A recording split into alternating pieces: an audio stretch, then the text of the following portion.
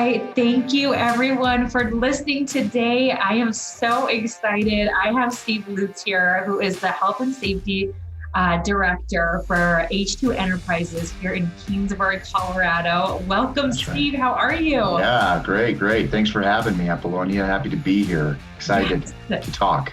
Yeah, someone local. I've been having conversations with people all over the place, all over the world. So I'm excited to talk with you here. That's right. Hometowners right here. Homeowners, yes. And I feel like we have so much to talk about. I'm just curious about you and your career and how you got started into safety. Like, I'm looking at your bio here, and you have a quite impressive resume, and you have a ton of certifications in training and education and safety and in training, organizational training, which I could ask you a million questions about that. But can you just start with telling us how in the world you got into safety? Yeah, you bet. I'm kind of a teacher at heart. I mean, that's sort of what I wanted to start out at being and doing. And so I got into safety, by being invited to a number of safety committees. As you know, oftentimes, there are needs and for communication and training, and that's really where I got my start. So I was invited to join safety committees or health committees, and I did a lot of new hire orientations, and often in my career I was put out up front. And I think that's one of the number one goals, I think, for a professional that wants to succeed, is don't be afraid to sit in the front row. Yeah, and I remember growing up in supervisor positions where you're not going to get anything done by sitting in the back row and criticizing, condemning, or complaining, right? If not you, then who? And so any opportunity that I had to improve performance or keep people safe or talk about health and safety and performance and teamwork, I was always in and willing and able to do that. And so I've just taken every advantage I can to sit on committees and be part of the solution and really address the problems that we have in our workforces. Yeah, that's incredible. And what pulled you to, you're working as primarily training, let's say, and then you start, or education, and then in teaching, what made you gravitate towards even sitting on a committee that had anything to do with safety? I mean, I get the parallel with onboarding and working with a new hire, and they're new to a culture or an organization, but what was that pull towards safety that made it stick for you? Well, I think, one of my favorite components of my position is leadership. And I think we all talk about leader development and communication works for people who communicate. And oftentimes you're going to see groups or work groups that it's just not happening.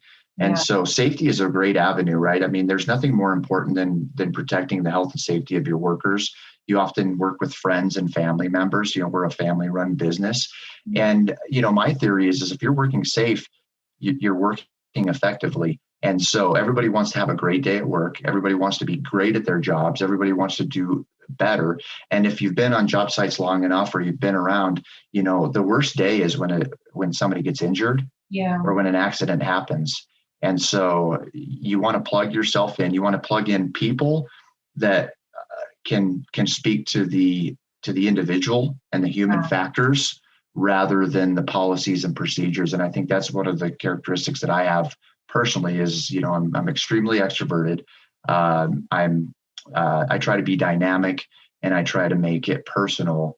And I think that's how you break through and influence your safety culture by getting to the heart of the individual and the teams that you work with. It's interesting just hearing you talk about starting in education and finding yourself into the safety piece.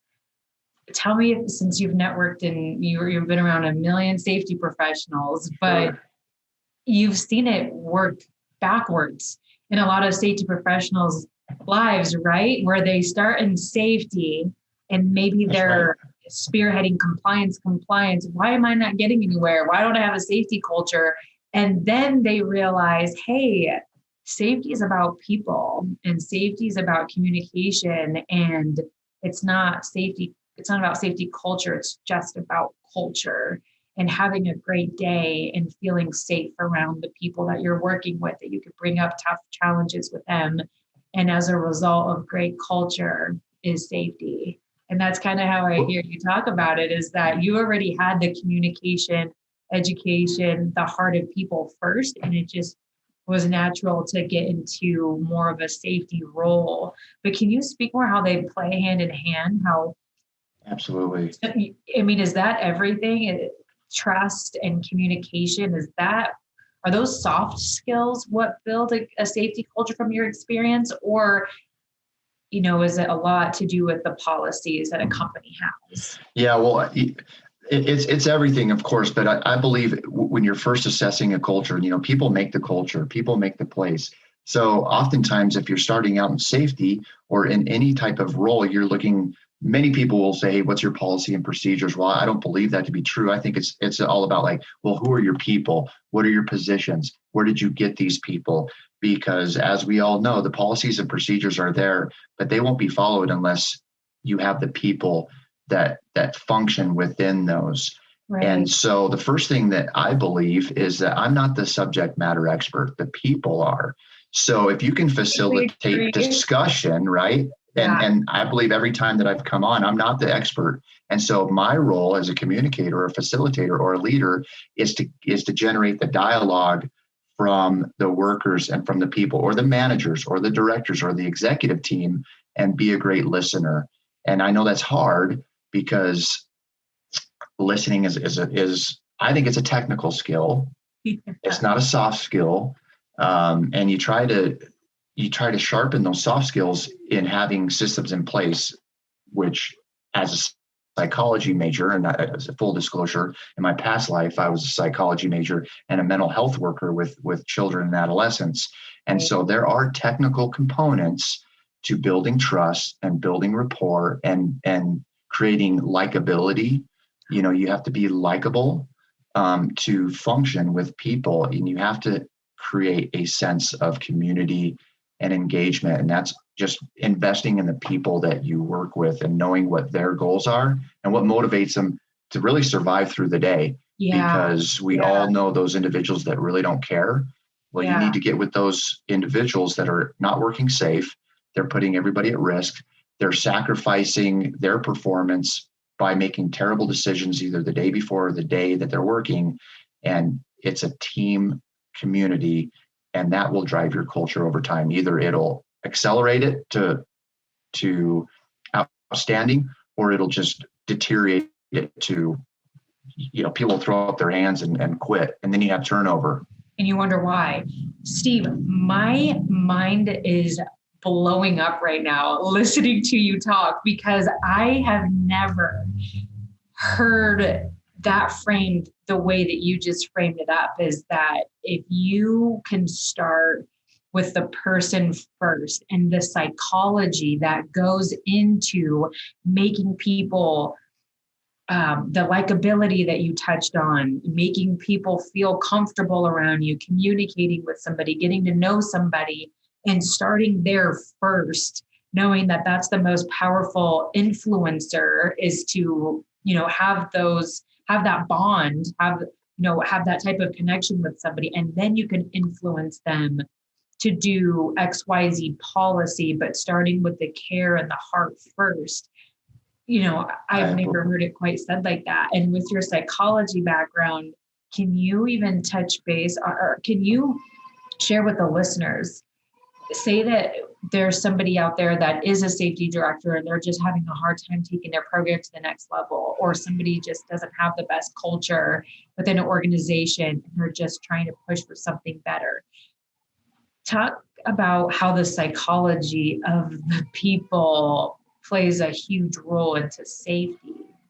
Yeah. Well, I would say is anybody that's struggling in their position in management or supervisory or those types of positions in safety, I would say to step back and just be a follower and just be a listener, and don't offer suggestions. Don't ram anything down people's throats. Ask the great questions of why. Why do they do this? I want to understand it, and leave it at that, and take notes. I think that there's another component, a technical skill in listening, which is physically take notes and circle back with people and create a communication feedback cycle. This is what we do oftentimes is that, there's emails, you get a lot of email blasts. There's note cards that you can give people. There's posters that you can post. And if you can circle other people's ideas and push that out as their idea, because you've listened and you've just been a follower and you've heard it before, a servant leader. Yeah. You have to put that out and make it their program. Absolutely. I can't agree more. And when you spoke about not being, first and foremost, understanding that you're not the subject matter expert, I can relate when it comes to the operations. That's right. Completely embrace that philosophy, because when I first got into safety, I'm like, all right, so the most knowledgeable, I could spend all the time in the world in the field at this point, and I will still not be the best. I'm not going to be a welding expert. I could spend all day in the shop with the welders to try to understand exactly what they do. I could try to spend all my time in the field and understand what the roustabout teams do, but that won't make me the subject matter expert. And then I realized it's not my job to be the field expert. It's my job to facilitate conversation between the subject matter experts so that they could come up with their own solutions within their own divisions to create a safer workplace. Because I'm not going to be the know-it-all that's going to say, hey, I know how to implement this procedure the best way. How about you come up with that?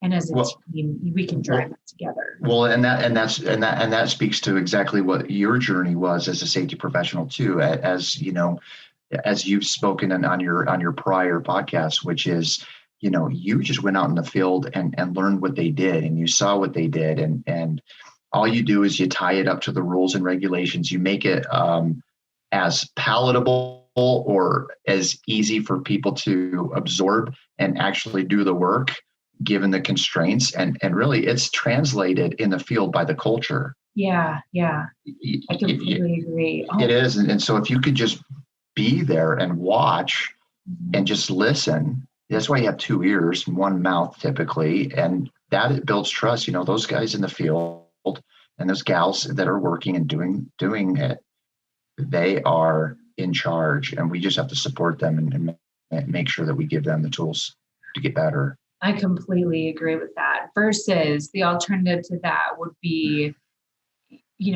how I call it out as being a safety cop, somebody that's just out there thinking they're the smartest person. If you're not following my way, we'll tell you right now on this podcast, that's not the way to go. That's not, you're not going to move a culture to the next level using that method. I agree that it's about the people, and it's about the relationships that you're building and the trust that you're building. And I wanted to ask you, you're a training expert from what I could see.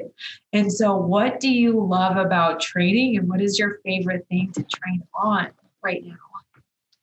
Well, thank you. I do strive every day, and I get nervous, every time that I present. I just came back from some site visits, and I run their mornings. And I think one thing that I love is trying to get as many people involved as possible. Okay. Right. And, hearing more from the people that are a little bit quiet. So my goal is to get the quiet people to speak a little bit. Yeah. Or to get other people to be the trainer. And so it's a train the trainer mentality. Yes. And yes. so yes. I feel proud when I see a young foreman that gets better every time by engaging their people. And then, having the new greenhorn or green hand, add some flavor to it and actually show and tell. I think that's an important component. We all remember that as a kid. Remember how fun in school when it was a show and tell? Yeah. Go grab a tool from the toolbox. You're the expert. I need 3 people, yeah. Talk about it. So the attention's not on you, it's on the tool. Or pull up the equipment and point to the things, and so I try to do the the 5 components of learning. It's got to be kinetic. People got to be moving around. You got to hear it. You got to see it. And it's got to be clear. It's got to be verbal, and you got to have a takeaway. And so it's got to be relevant. And so if you can integrate all those components to any discussion, that's why, stickers and hats are so great, right? I mean, that's just the easiest. That's like the easiest, commerce that you can give to receive. And I think that you never go places empty-handed. You have to, it's an exchange. It is a transaction, This engagement piece, you're speaking my language. What if we have some listeners today that they're having safety meetings and they're stuck? You probably know a lot of people. They're having safety meetings. Everyone's freaking sleeping. Everyone's not engaged. There's another meeting. It's something that they do super early in the morning. They don't want to be there. What are some keys that you can give to someone listening today who's looking to elevate their meetings or their safety meetings? Because I love what you're saying about getting the attention off of you and getting the attention on the people, the subject matter experts in the room, and having them facilitate and drive the conversation, because they're the magic piece that's going to make your training become alive and relevant. So what are some tools that someone could use? I think you got to know your team, Apolonia. I think you got to know who likes NASCAR and who likes basketball and who likes the Broncos. And if you have a Raiders fan in the room, and, if you got to have people's interest, because once you know what they're interested in, then you can tie a lot of the safety and health and working more productively to their work behaviors. And I'll give you one example. Everybody loves their pickup trucks. Well, how about running a training on their pickup truck? Engines are very much the same. So, if you had a few guys talk a little bit about, gears and doing a proper preventative maintenance program, we'll get one of the guys that just got their new pickup to do it, right? Do an inspection on the Dually Duramax that, Louis just got, and he's proud of it, right? Or, bring a football helmet in from some kid's little league and talk about personal protective equipment, right? And then they're talking about their 12-year-old son that just, is in junior league football, and he brings in, the helmet and why they're wearing helmets to protect them, and why are we having trouble with people having their hard hats on when they're getting out of their cabs, and what the uniform is. So if you can tie it up into those people's personal experiences, work life really never ends in this industry, right? Absolutely. It's tough to have balance, but we live our work and we work to live. Mm-hmm. And so you have to integrate it. That is beautifully said. I can't agree more. And that leads me to think, can you describe one of the, I'm sure a ton come to mind, but can you describe one of the best safety meetings or just a training that you had where if somebody's thinking, well, I've never had a great safety meeting, or I haven't had a great training, so it's hard for me to even image what that looks like. Can you describe one of your best trainings that come to mind? I'm sure a couple of funny stories come to mind, but anytime that people can scream, holler, and laugh in a training is pretty effective. And there was one, trying to push the limits of training is always a blast. But, for our company, H2 Enterprises, we do pipeline and environmental and energy, renewable land reclamation. And we haul, straw bales.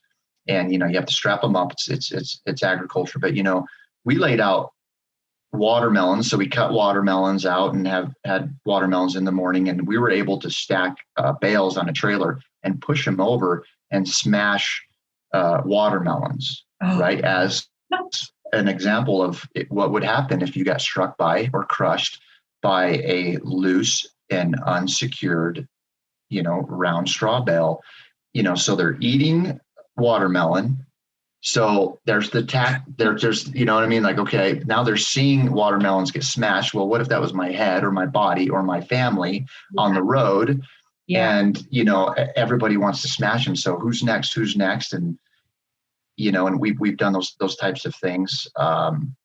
I want to be a part of that safety meeting. Sign me up for your next class. And we set up guillotines and smashed coconuts, and put a hard hat over it, those types of things. So, you get that impact and that's what we try to do. And those ideas come not from me.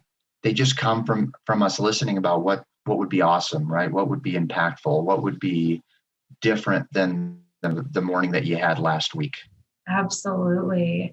Holy smokes. No, I think that's great. I think bringing a training to life, the more hands-on, the more interactive, the more engaged that they can be between each other, not just engagement with you, but engagement in the laughter. Like that is something so simple that I love that you touched on, but the more laughter that you can incorporate in your safety training, like think about that and think about what that does for somebody and how they can let their guard down in your class and how they can be more open to what you're talking about and how they can retain it and remember what the message was. What did I learn today?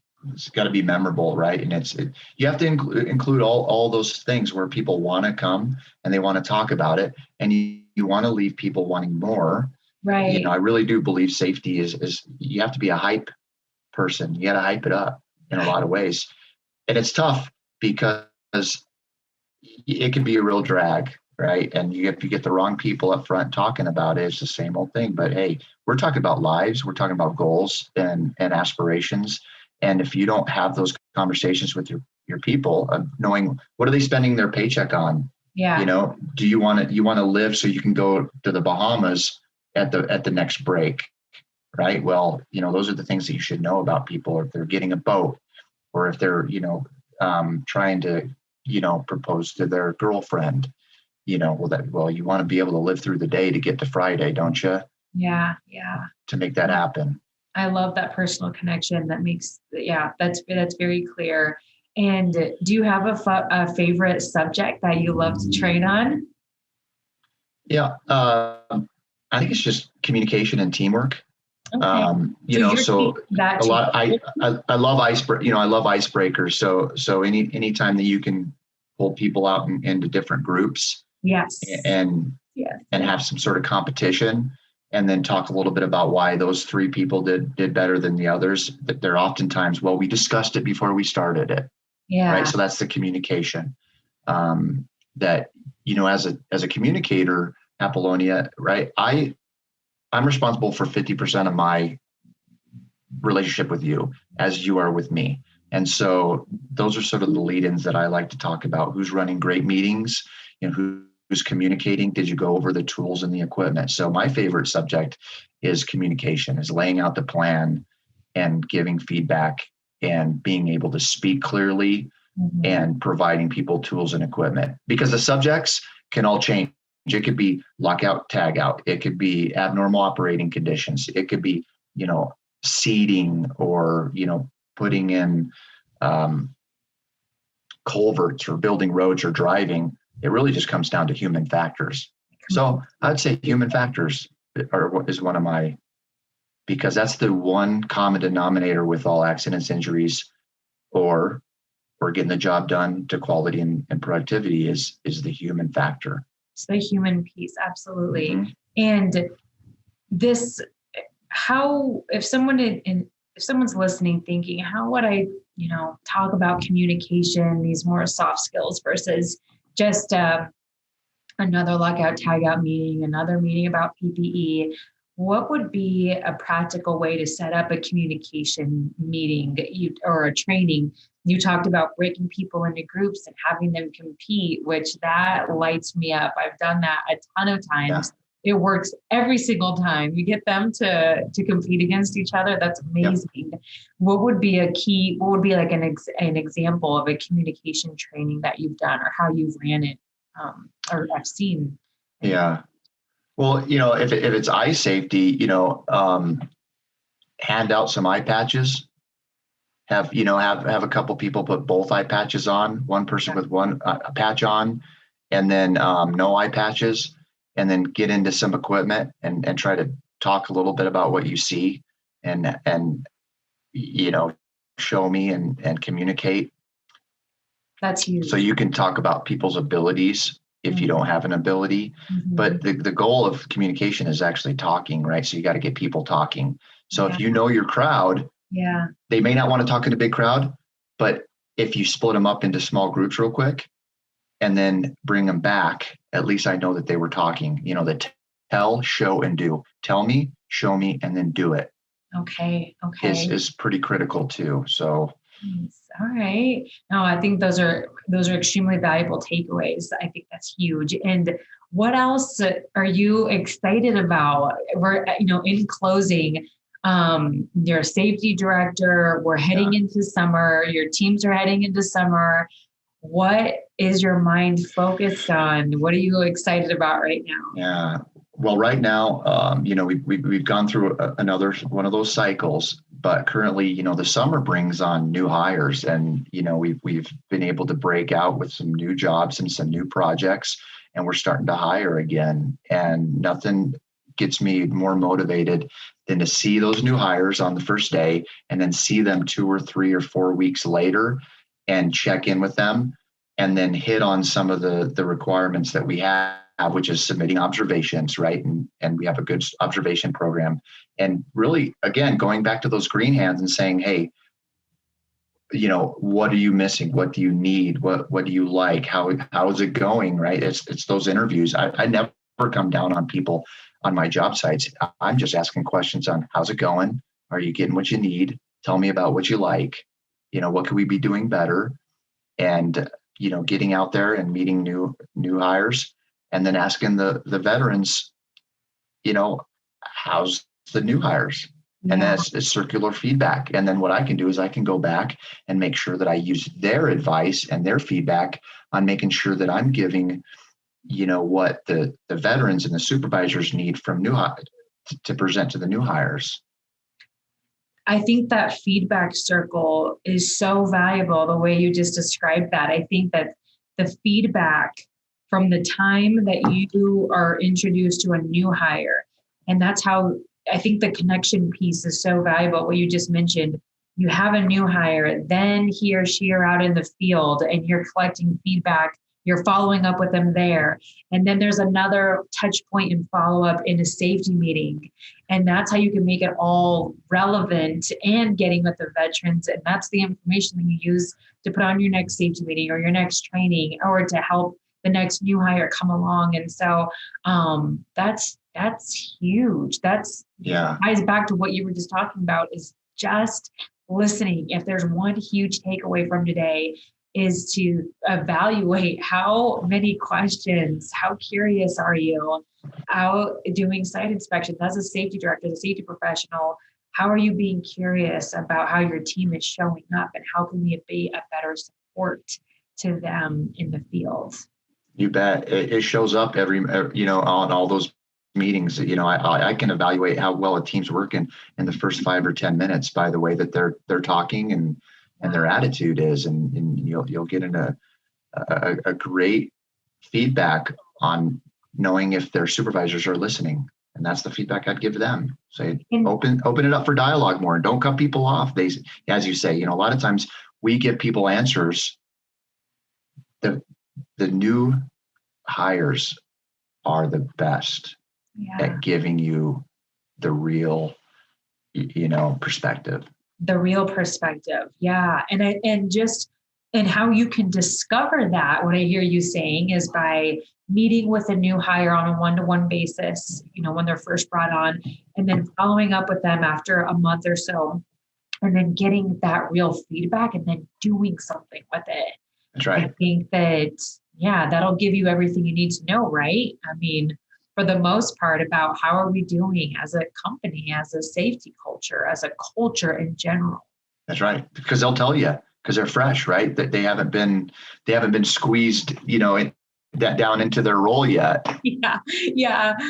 This supervisor, I don't get the best out of him, or, I'm not no one's following up with me, or not getting the communication piece. I want more training. I want a little bit more time on this piece of equipment, or I'd like to have a little bit of this, more information here. And we have it as safety professionals, right? It's so easy. I think that's what I really like about health and safety is it's pretty black and white when you get into the policies. I mean, you can pull, you can pull the black and white. It's just, it's there. All the resources are there. Yeah. Yes. But they only want it when it speaks to them. That's the big takeaway is that no matter if it's a safety training, it's a meeting, it matters when it's connected to them. At the end of the day. That's right. And there's 20 different perspectives on it. So I love it. Yeah. Interpret and deliver. Yeah. Wow. I just looked at the time and I actually can't believe that our time is up. Because shop talking goes by fast. I love it. I feel like we just literally talked for 2 minutes, so I don't know our time, but I want to respect your time frame that you gave us. So thank you so much for meeting with me. And I would love to continue the conversation on training. I'm super passionate about training and education and how could we take training to the next level, because I agree with you. I think that the training isn't about how can we talk about lockout, tag out better, but it's more about how can we get them to talk about lockout, tag out. That's right. It applies to them and how they do it within a group, within each other. And it's not, I mean, I'm obsessed with that philosophy and I would love to pick your brain about it more. That's right. That's right. Sign us both up. For part 2? That's right. For part 2 of this. Well, I appreciate it. I think there's a lot of takeaways for all of our listeners. Take a look at how we're currently in your training. Look at your training program. Look at the connection piece. What does the engagement look like? Maybe a first question to ask yourself is how many laughs, how many times are you training and people are laughing versus just sitting there listening or looking at your PowerPoint and leaving more with less energy than they did when they showed up. Agreed, yes. I think that's a great first step to evaluate your training program and if you're being effective or not. And just knowing that it's not so much about the policies, but it's about the communication. And the more communication we can foster, the more effective, the more powerful, the more it sticks and the retention is there, is kind of what I heard you say. Well said. Awesome. Well, thank you so much, Steve. I seriously can't believe the time flew by, and I would love to do a part 2 if you're up for it. You bet. All right. Hope to see you out there too. All right. Yes, absolutely. I will see you around. Yeah, you bet. Okay. All right. Thank you, everyone. Hey, thanks for listening in, everybody. Appreciate you. Thank you. Talk to you soon. Bye. Yeah. Work safe. Bye-bye.